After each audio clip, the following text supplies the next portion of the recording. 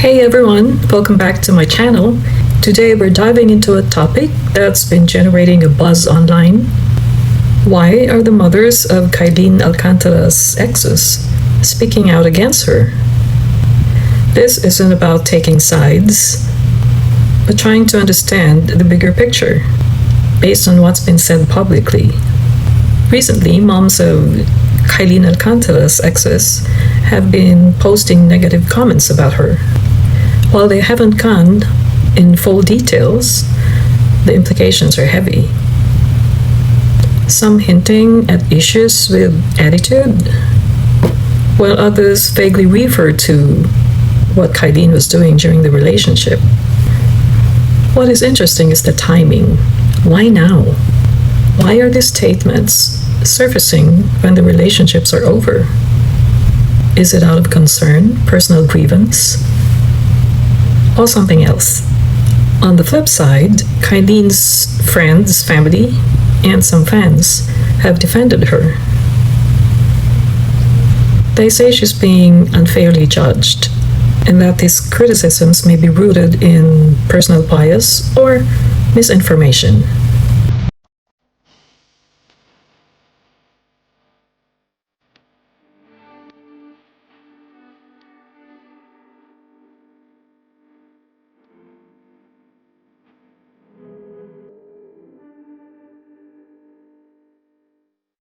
My life is quiet. I live away from all of this and I hardly post anymore.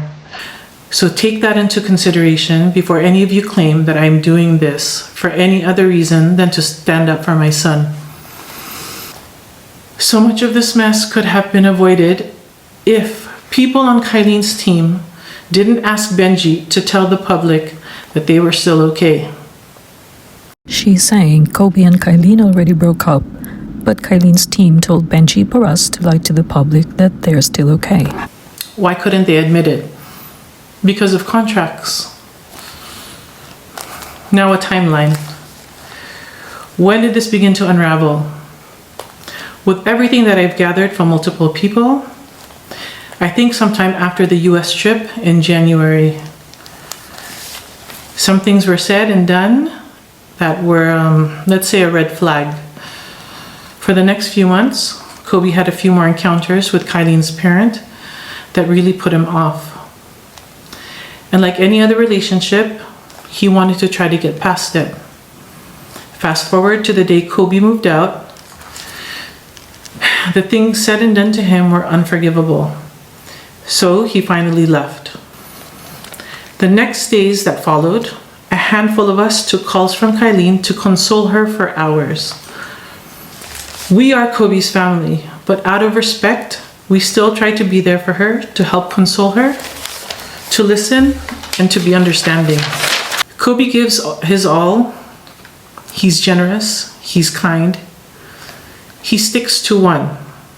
But when he's made to feel a certain way, he's done. Right now, I'm confused as to why Kyline and the people on her side are allowing Kobe to look like he's a cheater, and she just wants to keep quiet to protect her own peace. The day before Easter, she was begging all of us to convince Kobe to go back home and to apologize to her so they can still fix things. At this point, Kylene's demeanor towards Andre and Honey began to change. She became condescending, bastos, and makes a promise to do what she needs to save her career. It really showed that Kyline will do what Kyline wants to do to get what Kyline wants. Kapal daw ng mukha, gamit pa ang sasakyan niya. First of all, pinahiram mo yung car because his car was getting repaired. He didn't use it to cheat because he didn't cheat. And Kyline also told Andre na ang sarap singilin ng rent. So why didn't you just let him leave? Why didn't you ask him to leave? You let him borrow your car and stay at your place while he was waiting on the condo that he wanted to buy, only for you and your family to belittle him.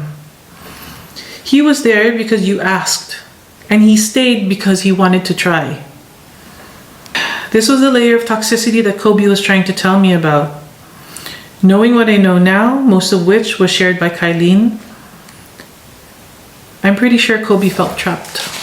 Kylen should have completely understood the day that he decided to leave her that he had had enough. Kylen, he gave you his password to his cell phone. You had it. You always checked his phone. He allowed you to. This last time, he was already distant. You were grabbing his phone and you physically assaulted him. And in a manner that was provoking. Why? Why would you do that? Why would you put Kobe in that position? Why do you need to be violent? I don't think I've ever spanked him as a mother, so to me, it's just very distressing. I'm proud of Kobe for not responding to you or your dad, but instead, he hurriedly packed up and left. But now you're allowing Kobe to be painted as the villain, all because he didn't want to be with you anymore. According to a handful of people, you aren't exactly a good husband to your wife behind closed doors. When I heard that most recently, I started to understand the pattern now. What she did to Kobe, it's learned behavior. For someone who is supposed to be a mental health advocate, it bothers me to know that you have been playing with Kobe's mental health throughout your relationship. You can all judge and hate my son for moving on so seemingly fast, but I think that's better than loving someone for pretending to be somebody that they're not.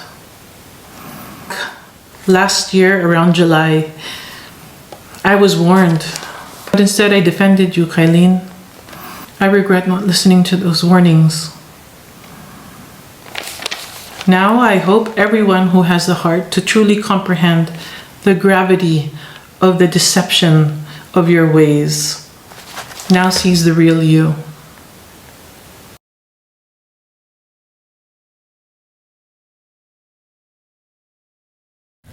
As a mother, I respect your instinct to protect your family. However, having lived with Kylen and Kobe, I saw the situation up close and I can confidently say much of what has been said is untrue and deeply misleading. Kobe confided in me before he left and I listened with empathy because mental health is important. His feelings are valid, but so is the truth. The narrative being pushed twists facts and unfairly attacks Kylen's character.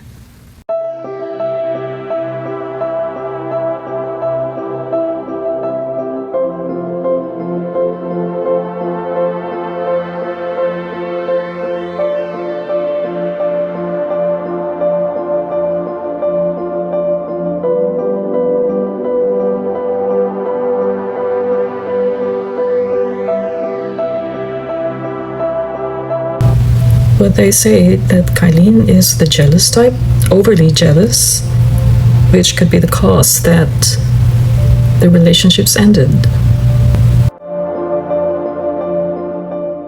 When it comes to their love life, so dito nakikialam ka. I don't know why they're saying napakilamera ako. I'm not bothered. Bakit naging issue ang pakialamera? Ay, kung makasabi ka sa akin napakilamera ako, kilala mo ba talaga ako? Close ba tayo? Are we friends for you to say that I'm pakilamera? Sabihin na naman nila na, syempre nanay ka, sasabihin mo yan na hindi ganyan. Kasi una-una ayaw naman namin ng gulo, ayaw namin ng problema, ayaw namin ng intriga. Hindi niyo pa ho naririnig yung side namin, nakapag-judge ka na, naniwala ka na just because narinig mo lang tong side nung kabila. Hindi naman kami nandito para i-please kayong lahat.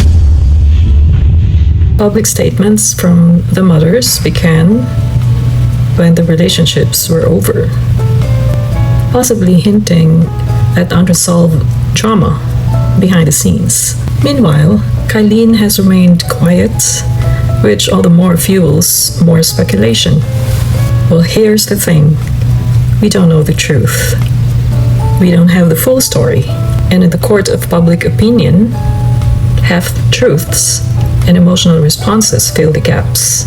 Could it be that both sides are telling the truth in their own perspective? Maybe these moms saw things that concerned them. But maybe Kylen was also navigating toxic dynamics that we don't see. Either way, it's a reminder that celebrity relationships are not as simple as they seem. In the end, it's not our place to judge, but it is fair to question why suddenly voices are speaking out. Is this protection or just plain gossip? Let me know what you think in the comments. Do these statements reveal something deeper? Or is Kylen being unfairly targeted? Don't forget to like, subscribe, and post your comments. Tell me what you think. Stay tuned for more thoughtful dives into this. Okay, I think that's all the chica for now. Let me know what you think.